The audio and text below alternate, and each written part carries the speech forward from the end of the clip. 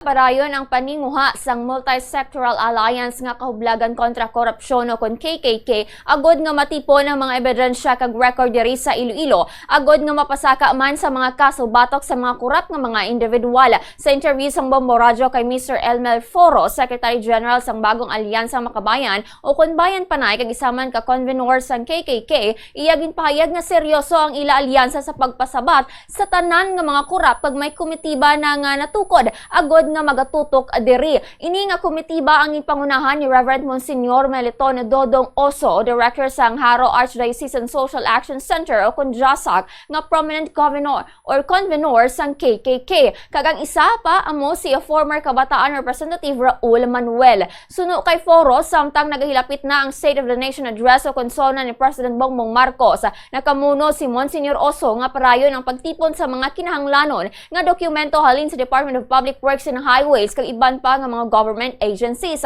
Pahayag pa sa natungdan bilib sila sang nahimo sang Amlig Antique Alliance kag naghatag man ini sa ila sang inspirasyon agud nga magdoble paninguha sa pagpadasig man sang tikang agud nga mapasaka ang kaso batok sa mga kurap.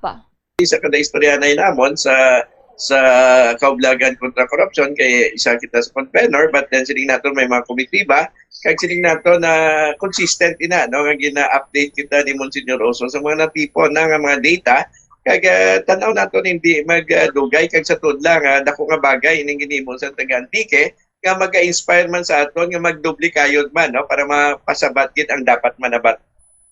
Diyan ang naging pahayag ni Elmer Foro.